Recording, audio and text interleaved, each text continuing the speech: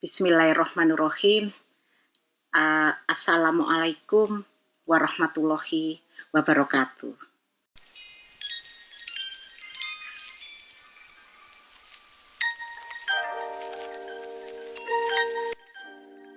Rekan-rekan mahasiswa yang sangat saya cintai, pada kesempatan ini adalah materi yang ketiga untuk mata kuliah Government and Public Relation Affair.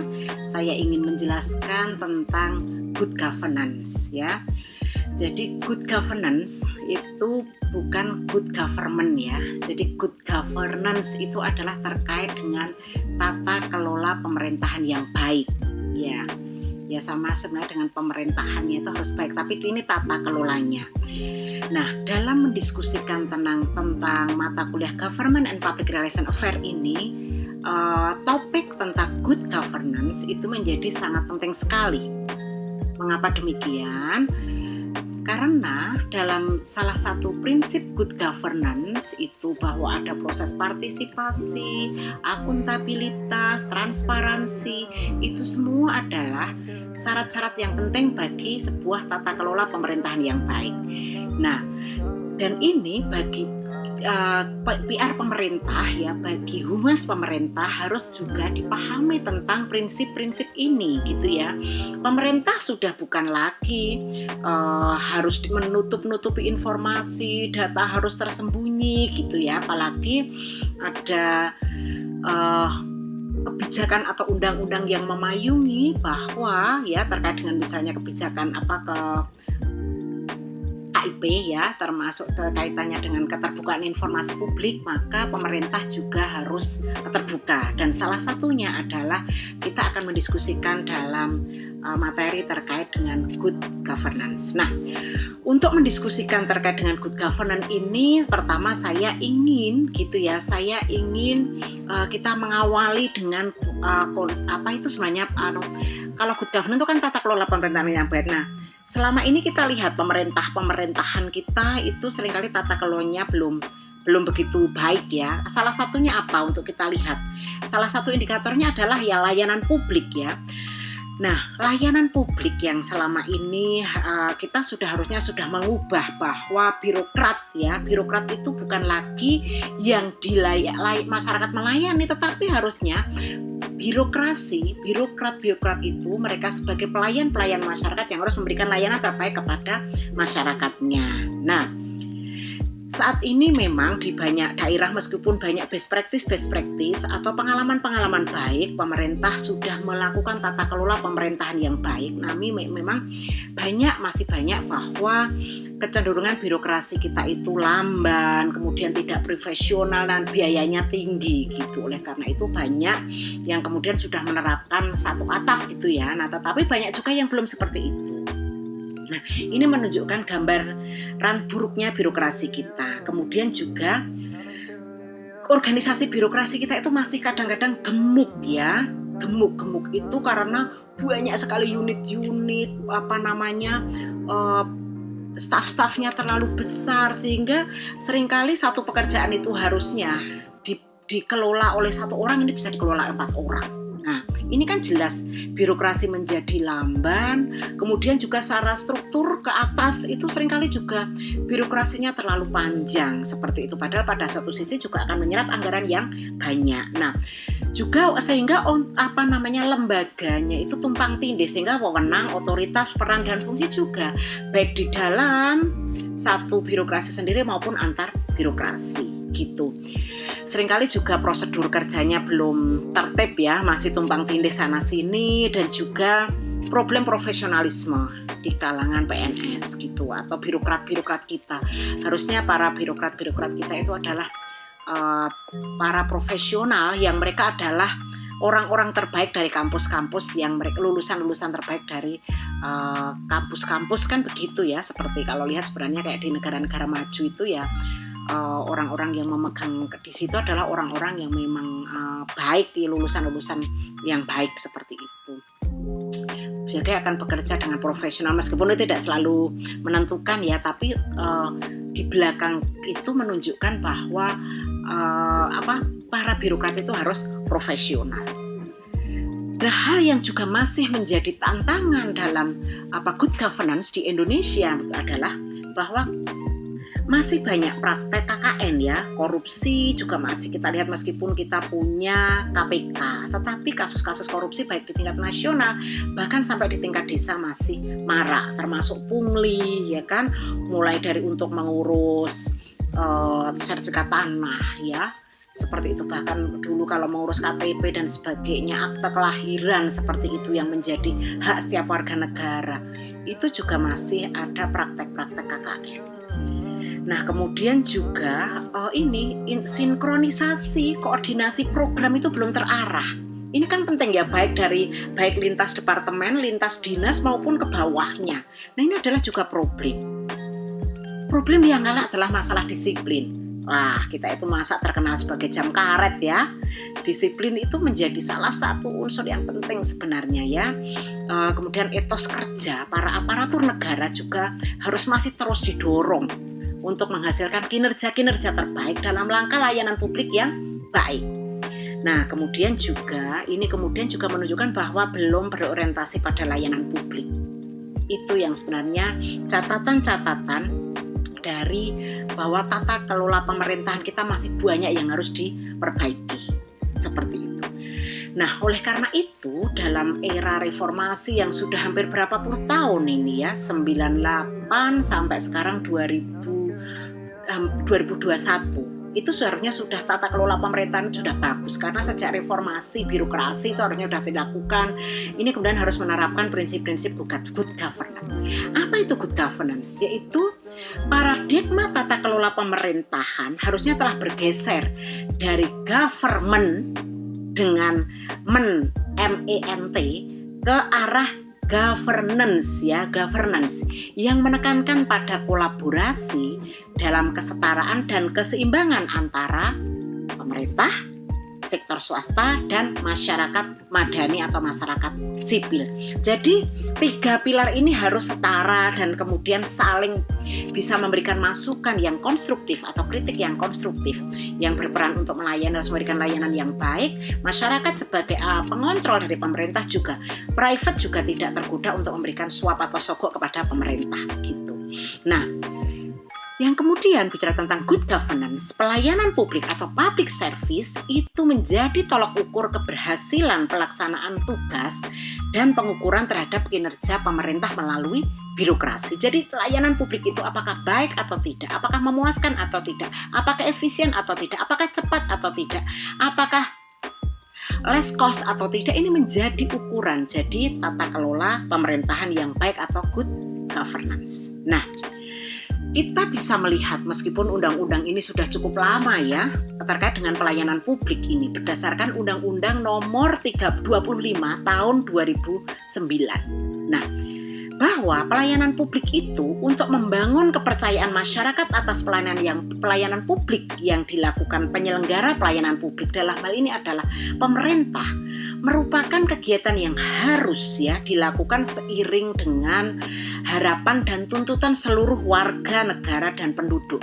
untuk peningkatan layanan publik ya, sehingga layanan-layanan hak dasar warga negara itu juga menjadi baik dan mudah dilakukan, efisien seperti itu ya. Nah, dalam hal layanan publik ini, negara memiliki kewajiban untuk melayani setiap warga negara dan penduduk untuk memenuhi hak dan kebutuhan dasarnya ya, dalam kerangka pelayanan publik, dan ini tentu sekali lagi merupakan amanah dari Undang-Undang Dasar 45. Masih ingat ya semua pasal-pasal di dalam Undang-Undang Dasar 45? Nah, lalu apa yang dimaksud dengan pelayanan publik? Pelayanan publik adalah kegiatan atau rangkaian kegiatan dalam rangka pemenuhan kebutuhan pelayanan sesuai dengan peraturan perundang-undangan bagi setiap warga negara dan penduduk atas apa? Barang, jasa, atau pelayanan administratif yang disediakan oleh penyelenggara. Jadi ini adalah hak warga negara, hak setiap penduduk yang memiliki KTP di Indonesia yang sebagai warga negara Indonesia. Nah, Untuk mewujudkan tata kelola pemerintahan yang baik, yang salah satu indikatornya adalah layanan publik tadi, maka apa sih sesungguhnya asas-asas pelayanan publik agar dikatakan kinerjanya baik dan layanannya berkualitas? Satu adalah harus, yaitu memang untuk kepentingan umum ya, tidak boleh kita membedakan satu dengan yang lain, antara yang miskin dan yang kaya, antara yang kenal dan tidak, antara etnis, antara jenis kelamin, seperti itu. Setiap orang punya kesamaan hak. Dalam layanan publik ini tidak boleh ada diskriminasi. Kemudian juga profesional, harus dilakukan secara profesional. Misalnya kan sering ya, karena layanan publik itu misalnya satu atap harus misalnya kalau membuat KTP berapa lama, lalurnya apa, itu semua warga negara harus tahu dan jelas dan harus diberlakukan sama ya, karena ada kepastian hukum tadi ya, berapa lama dilakukan dan sebagainya, bahkan termasuk biaya. Kalau saya mau mengurus tanah, tempat-tempatnya di sini, prosesnya gimana, biayanya berapa, selesai berapa lama, itu juga harus jelas. Nah, di sini ada keseimbangan hak dan kewajiban. Warga negara yang sudah membayar pajak, memenuhi kewajibannya sebagai warga negara, harus mendapatkan haknya, yaitu dilayani hak-haknya sebagai warga negara dengan baik, termasuk pada layanan-layanan publik tadi. Nah, asas yang lain adalah partisipatif, seperti itu ya. Nah, seperti yang saya sebutkan tadi juga, ini tidak boleh diskriminatif, harus tepat waktu. Masa zaman dulu tuh pernah mengurus sertifikat tanah bertahun-tahun dan sebagainya tanpa ada kejelasan. Nah, apalagi dalam era pandemik ini, semakin informasi-informasi itu harus semakin jelas ya, karena orang kan tidak bisa datang semua secara bergerombol ke kantor-kantor layanan publik. Harus jelas sebenarnya aturan-aturannya, harus terbuka, harus akuntabel, bisa dipertanggungjawabkan, seperti itu. Dan hal yang sangat penting sebenarnya dalam layanan publik ini, meskipun tadi ada kesamaan hak, tapi juga tetap harus memberikan layanan yang khusus pada kelompok-kelompok rentan ya, misalnya lansia, disable, ibu menyusui, ibu hamil. Itu menjadi sangat penting sekali untuk mendapatkan fasilitas dan perlakuan khusus, misalnya di transportasi umum, ya kan, di jalan-jalan, apakah sudah memberikan fasilitas-fasilitas yang khusus kepada kelompok-kelompok rentan tadi, lansia, saudara-saudara kita disabel, kemudian ibu hamil, ibu menyusui, itu menjadi sangat penting sekali. Kemudian juga asas layanan publik yang lain yang harus diperhatikan adalah kecepatan, kemudahan, dan keterjangkauan, dapat diakses oleh semua. Kalau misalnya transportasinya susah, bagaimana pemerintah daerah, pemerintah desa, pemerintah di tingkat provinsi memberikan pelayanan dengan menjemput bola, ya kan? Misalnya sekarang sudah contoh bagus menurut saya, untuk pelayanan SIM sudah ada di banyak tempat yang kita bisa mengakses, bahkan kadang juga keliling-keliling pakai kendaraan yang mobile kemana-mana. Itu saya kira bagus. Saya membayangkan termasuk kalau misalnya nanti pelayanan untuk akte kemudian juga akte tanah misalnya, mungkin nggak, atau sertifikat tanah untuk seperti itu. Nah, hal seperti itu saya kira penting sekali bagi kita untuk sebagai bagian dari implementasi good governance. Nah, ruang lingkupnya apa? Ya karena tadi terkait dengan hak dasar tadi kan ada pendidikan, kemudian pekerjaan, ini ya kalau layanan publik, pengajaran, usaha, kemudian tempat tinggal, komunikasi dan informasi, lingkungan hidup, kesehatan, jaminan sosial, energi, perbankan, perhubungan atau transportasi tadi, sumber daya alam, kemudian pariwisata dan sektor strategis lainnya. Ini ruang lingkup layanan publik yang harus diberikan oleh pemerintah. Misalnya di tempat-tempat wisata juga banyak layanan-layanan publik yang memang akan diberikan ya, misalnya terkait dengan transportasi, kemudian juga misalnya termasuk tempat pembuangan sampah, itu saya kira juga penting. Jaminan-jaminan sosial ini juga menjadi hal yang penting ya, terutama jaminan sosial untuk kelompok miskin, jaminan sosial untuk lansia, jaminan sosial untuk disabilitas, saudara-saudara kita yang disabel, seperti itu saya kira juga hal-hal yang sangat penting. Ini bagian dari layanan publik. Nah, itu yang sebenarnya kalau kemudian kalau merujuk pada Undang-Undang tahun tadi yang tahun 2015 tadi, maka penyelenggaraan layanan publik itu meliputi apa saja gitu ya, merujuk pada undang-undang tadi mulai dari pelaksanaan pelayanannya. Apa saja sih yang harus diinikan? Pelaksanaan pelayanannya. Kemudian pengelolaan informasinya, jangan sampai masyarakat tidak mendapatkan informasi, misalnya tadi untuk mendapatkan BLT, untuk mendapatkan layanan-layanan informasi baik dari sisi pendidikan misalnya maupun kesehatan, itu harus mendapatkan informasi semua, termasuk penyuluhan kepada masyarakat. Seringkali undang-undang, kebijakan-kebijakan itu problemnya adalah pada bagaimana kemudian menginformasikan sampai kepada masyarakat yang harusnya menerima informasi tersebut. Nah, sebuah layanan publik yang baik juga harus ada mekanisme pengaduan ya jika ada problem-problem. Nah, sekarang sudah di beberapa daerah sudah membuat misalnya lapor gitu ya oleh PPID melalui Kementerian Kominfo, kemudian sampai di tingkat provinsi, di tingkat daerah, yaitu PPID. Nah, tetapi problemnya, apakah PPID ini kemudian juga bisa memberikan layanan semaksimal mungkin untuk dengan cepat menyampaikan pengaduan, merespon pertanyaan-pertanyaan atau aduan-aduan dari masyarakat, seperti itu. Kemudian pengawasan, saya kira pengawasan juga jadi penting sekali, dan yang penting saya kira harus ada desk-desk untuk konsultasi, karena seringkali masyarakat kita kebingungan, misalnya bisa sekarang dengan hotline, tidak harus datang langsung dalam situasi COVID seperti ini, gitu ya. Nah, itu adalah indikator dari good governance, artinya adalah layanan publik.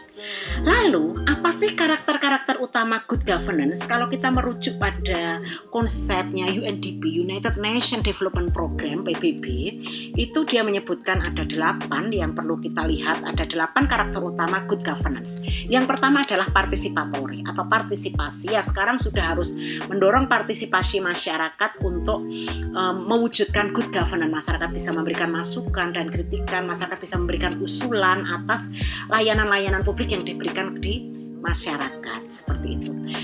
Nomor 2 adalah konsensus oriented. Artinya kalau tidak konsensus oriented artinya berdasarkan kesepakatan. Kesepakatan itu apa ya? Berdasarkan kebijakan atau undang-undang.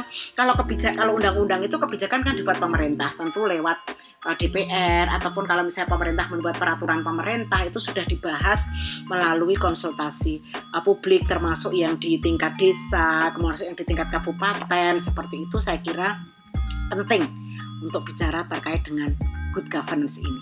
Dan akuntabel, kita bisa mempertanggungjawabkan ya. Prinsip yang keempat adalah transparansi, harus transparan ya. Misalnya alur untuk untuk sekali lagi misalnya mengurus sertifikat tanah, itu alurnya seperti apa, mengurus paspor alurnya seperti apa, berapa lama biayanya, itu bagian dari transparansi. Dan responsif, bertanggung jawab ya. Sebuah tata kelola pemerintahan yang baik adalah responsif dan juga cepat merespon masukan-masukan dari masyarakat, termasuk tadi aduan juga harus tetap direspon. Kemudian jika ada masukan harus melakukan perbaikan-perbaikan, saya kira perlu direspon keluhan-keluhan dari masyarakat tersebut. Nah, efektif dan efisien, 2 kata ini sangat penting sekali. Kalau efektif itu terkait dengan program-program kita yang kita laksanakan dilakukan dengan betul-betul sehingga pelaksanaan program itu mencapai tujuan, output yang diharapkan, outcome yang diharapkan tercapai, dan harus efisien ya. Jangan sampai dananya besar tapi programnya nggak kelihatan. Harus efisien. Efisien itu terkait dengan penggunaan sumber daya, penggunaan keuangan, itu harus efisien ya.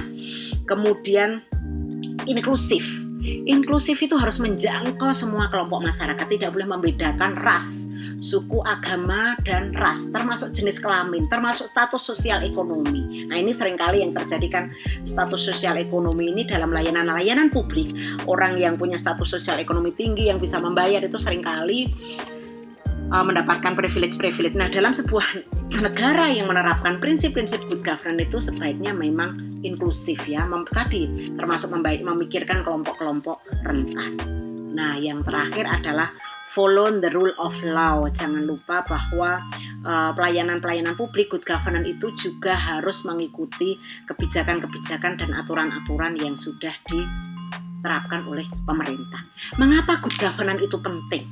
Tadi saya sudah jelaskan di awal bahwa pada bad government, tata kelola pemerintahan yang jelek itu adalah masih ada korupsi, kolusi, dan nepotisme. Nah, dalam penerapan good governance ini, maka good governance itu akan meminimalisir korupsi.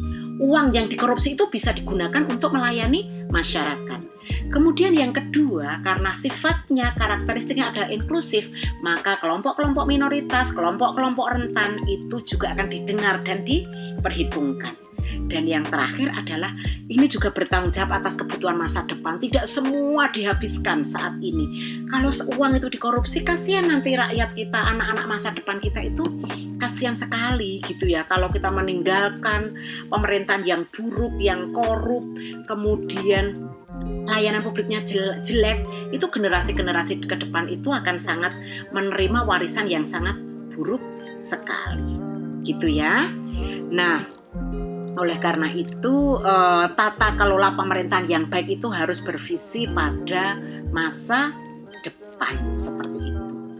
Nah, ini beberapa hal yang ingin saya sampaikan bahwa tata kelola pemerintahan yang baik itu akan menjadikan gitu ya sebuah pemerintahan itu bersih, kemudian pemerintahannya itu kemudian nanti efisien dan efektif seperti itu. Jadi ingat ya, negara-negara kita pasti juga pingin ya, rekan-rekan mahasiswa semua, kita itu pengen seperti negara-negara yang memang tingkat korupsinya rendah, seperti negara-negara Skandinavia itu ya, negara-negara Eropa Barat itu tingkat kesejahteraannya sangat tinggi sekali. Jangan sampai indeks Gini kita atau kesenjangan antara kelompok miskin dan kelompok kaya itu akan semakin tinggi. Itu saya kira dengan penerapan prinsip good governance itu juga akan memperpendek jurang pemisah antara kelompok kaya dan kelompok miskin. Nah, prinsip good governance yang baik itu juga adalah, apalagi era sekarang ini, kalau kita melihat pada prinsip-prinsip SDG, Sustainable Development Goals, separuh itu bicara tentang lingkungan. Tata pemerintahan yang baik itu harus melihat pada sustainability, keberlanjutan.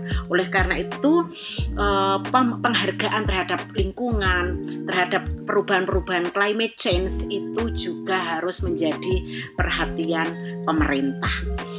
Saya kira itu ya, teman-teman mahasiswa semua, ini jadi penting sekali kita mengetahui tentang prinsip-prinsip dan konsep good governance ini, dan juga terkait dengan apa sih undang-undang pelayanan publik sebagai bagian dari tugas-tugas Anda sebagai PR pemerintah gitu ya, karena tugas PR pemerintah salah satunya untuk mendorong pemerintah kita itu meningkatkan partisipasi, mendorong agar pemerintahan kita itu terbuka, memberikan informasi yang benar, seperti itu. Saya kira ini adalah tugas-tugas dari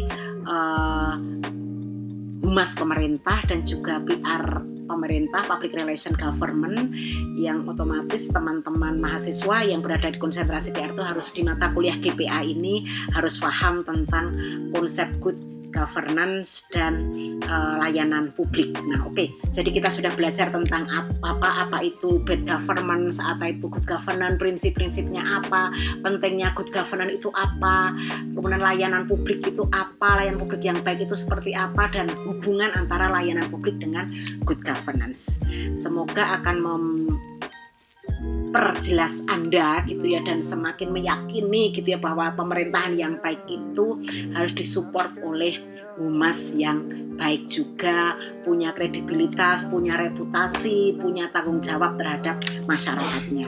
Demikian rekan-rekan mahasiswa yang bisa saya sampaikan pada materi yang ketiga terkait dengan good governance dalam mata kuliah Government and Public Relation Affairs.